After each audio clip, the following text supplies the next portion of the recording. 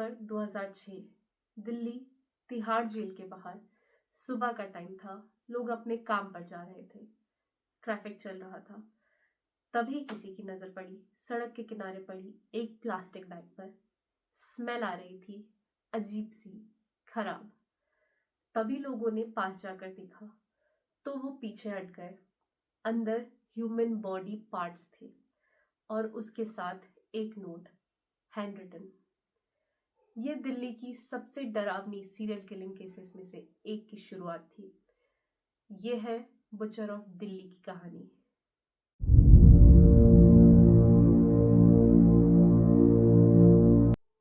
हाय, आज हम बात करेंगे एक ऐसे केस की जो सुन के रूह कांप जाती है।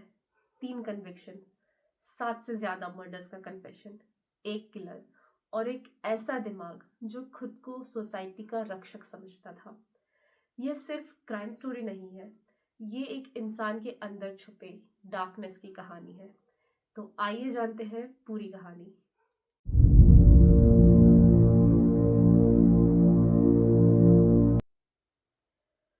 बीस अक्टूबर 2006 तिहाड़ जेल के गेट नंबर 3 के बाहर, दिल्ली की सबसे बड़ी जेल के ठीक सामने। जब पुलिस पहुंची तो सीन देखकर एक्सपीरियंस्ड ऑफिसर्स भी डिस्टर्ब हो गए। प्लास्टिक बैग में बॉडी पार्ट्स थे, केयरफुली कट किए गए थे। हेड अलग, लिम्स अलग, पर सबसे चिलिंग थी एक नोट, सफेद कागज पर काले पेन से लिखा हुआ। नोट में लिखा था पुलिस के नाम।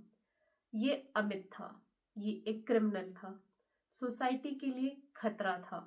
मैंने पनिशमेंट दी है, आप लोग कुछ नहीं करते इसलिए मैंने किया।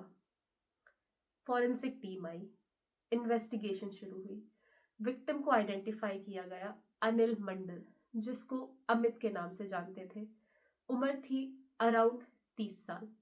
पुलिस शॉक थी, इतना कॉन्फिडेंट किलर जो जेल के ठीक सामने बॉडी डंप करता है और नोट भी छोड़ता है। ये कोई ऑर्डिनरी क्रिमिनल नहीं था।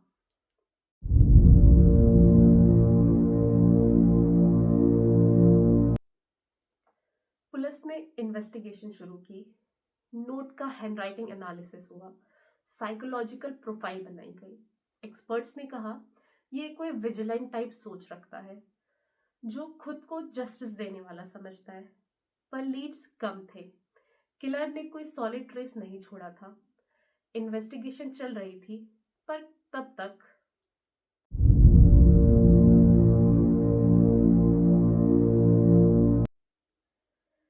25 अप्रैल 2007, 6 महीने बाद, सेम लोकेशन तिहाड़ जेल के बाहर फिर से एक बॉडी मिली। सेम पैटर्न, पीसेस में, प्लास्टिक बैग में। विक्टिम का नाम था उपेंद्र सिंह, 19-20 साल का लड़का, रेलवे में काम करता था। और फिर से वही note, same handwriting, same message. ये भी गलत काम करता था, मैंने सोसाइटी की सेवा की है। अब पुलिस को पता चल गया ये सीरियल किलर है और वो मैसेज भेज रहा है। स्पेशल टीम बनाई गई, इन्वेस्टिगेशन इंटेंस हो गई, पर किलर अभी भी ढूंढना मुश्किल था।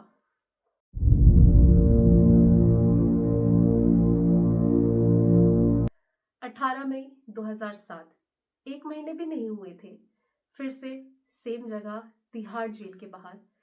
इस बार विक्टिम का नाम था दिलीप, 25 साल का आदमी, सेम तरीका, body parts, note. 3 murders, 3 notes, सभी एक ही जगह, तिहाड़ जेल के ठीक सामने। ये किलर कोई मैसेज दे रहा था, वो पुलिस को चैलेंज कर रहा था। दिल्ली पुलिस अब फुल अलर्ट पर थी। मीडिया में न्यूज चल रही थी, पैनिक था लोगों में। एरिया में सर्वेलेंस बढ़ा दी गई। विटनेस से बात हुई और फिर इन्वेस्टिगेशन ने एक ब्रेक थ्रू दिया।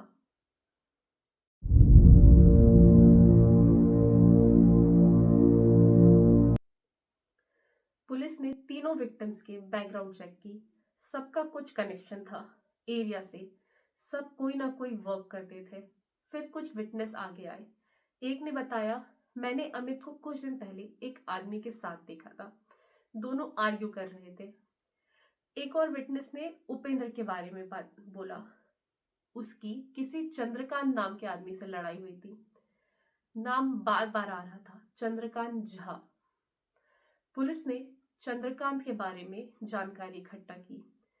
बिहार से आया था, तिहाड़ एरिया में रहता था, छोटी मोटी जॉब करता था, और सबसे इम्पोर्टेंट, उस पे पहले भी मर्डर का केस लगा था 1998 में।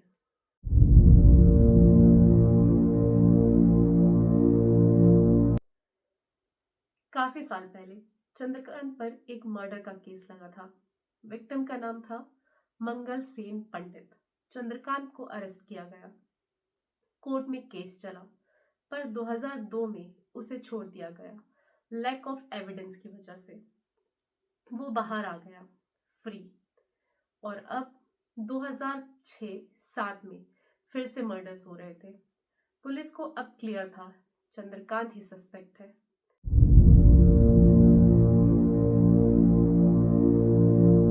19 मई 2007 पुलिस ने चंद्रकांत झा को अरेस्ट कर लिया। 36-37 साल का आदमी, देखने में बिल्कुल normal, simple clothes, quite nature, कोई देखकर नहीं कह सकता था कि ये इंसान। पर जब क्वेश्चनिंग शुरू हुई, पहले तो डिनाइल, मैं कुछ नहीं जानता। पर जब एविडेंस दिखाए गए, हैंडराइटिंग मैच हुई, विटनेसेस ने आइडेंटिफाई किया, तो वो टूट गया। और फिर उसने बताया। पूरा पुलिस स्टेशन शॉक रह गया। हाँ, मैंने किया, 3 नहीं और भी किए हैं। उसने कन्फेस किया, टोटल 7-8 मर्डर्स।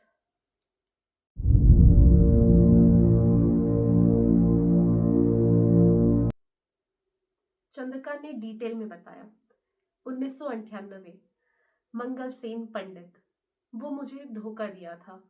2003 2 और मर्डर्स, शेखर और उमेश, ये लोग क्रिमिनल्स थे। 2005 गुड्डू, सोसाइटी के लिए खतरा था। 2006 अमित उर्फ अनिल मंडल, चोर था, लड़कियों को परेशान करता था। 2007 उपेंद्र सिंह, झूठा था, मेरे साथ पैसे का झगड़ा था। 2007 दिलीप, बदमाश था, हर मर्डर के लिए उसके पास एक रीजन था। पर सबसे चिलिंग बात, उसने ये सब नॉर्मल टोन में बताया, जैसे कोई डेली रूटीन हो।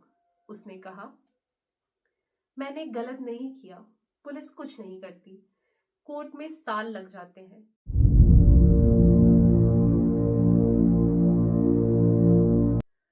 चंद्रकांत झा बिहार के एक गांव से आया था।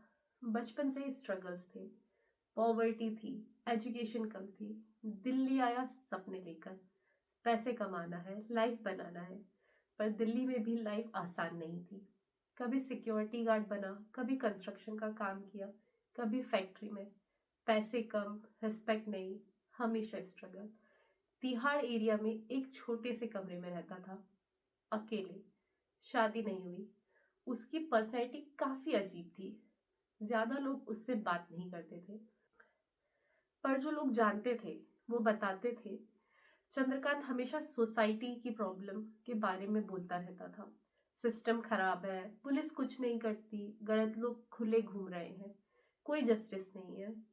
धीरे धीरे ये फ्रस्ट्रेशन उसके दिमाग में घुस गई, और वो अपने आप को एक प्रॉब्लम सॉल्वर समझने लगा।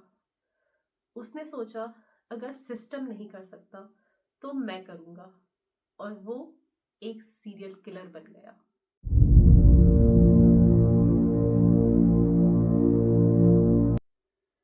मेंटल हेल्थ एक्सपर्ट्स ने बाद में चंद्रकांत की साइकोलॉजी स्टडी की। उन्होंने बताया, ये गॉड कॉम्प्लेक्स है। Years of poverty, rejection, frustration, ये सब उसके दिमाग में जमा हो गया। उसने एक अल्टरनेट रियलिटी बना ली, जिसमें वो सोसाइटी का हीरो था, रक्षक था। 1998 में जब पहला मर्डर किया और फिर जेल से छूट गया, उसको लगा कि वो सही था, सिस्टम ही गलत है। ये उसकी बिलीफ को और स्ट्रॉन्ग कर गया। 2006-2007 में उसने बॉडीज जेल के सामने डंप की विथ नोट्स। ये एक स्टेटमेंट था, एक चैलेंज था सिस्टम को। वो कहना चाहता था, देखो तुम्हारी जेल के सामने मैं ये कर रहा हूँ, क्योंकि तुम लोग कुछ नहीं कर सकते। पर रियलिटी ये थी, वो एक मर्डरर था, एक क्रिमिनल, मेंटली डिस्टर्ब्ड इंसान जो अपनी फ्रस्ट्रेशन को वॉयलेंस में कन्वर्ट कर रहा था।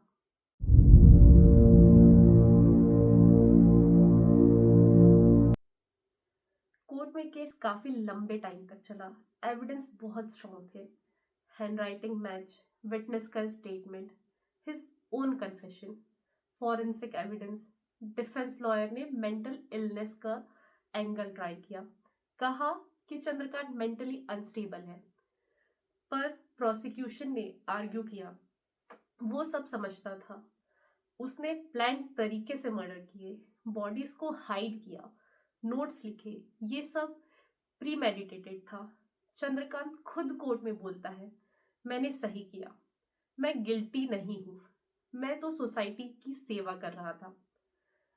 पर लॉ के हिसाब से वो गिल्टी था। 24 जनवरी 2013 वर्डिक्ट आया। चंद्रकांत झा को 3 मर्डर्स के लिए गिल्टी पाया गया। अमित, उपेंद्र, दिलीप के मर्डर्स। बाकी मर्डर के लिए इनफ एविडेंस नहीं थे, तो सिर्फ ये 3 काउंट्स कंफर्म हुए। फरवरी 2013 सेंटेंसिंग। जज ने कहा, you can't take law in your own hands. कोई भी इंसान खुद से जज, जूरी एंड एग्जीक्यूशनर नहीं बन सकता। जो तुमने किया वो अनफॉरगिवेबल है। 3 इनोसेंट लोगों की जान ली तुमने। डेथ सेंटेंस सुनाया गया, पर स्टोरी यहाँ खत्म नहीं हुई।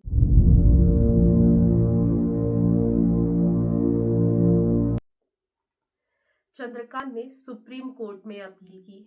जनवरी 2016 सुप्रीम कोर्ट ने डिसीजन दिया, डेथ सेंटेंस को लाइफ इम्प्रिजनमेंट में कन्वर्ट किया गया। कोर्ट ने कहा मेंटल हेल्थ इश्यूज थे, बैकग्राउंड फैक्टर्स थे, डेथ पेनल्टी अप्रोप्रिएट नहीं है। आज भी चंद्रकांत जेल में है, लाइफ इम्प्रिजनमेंट काट रहा है।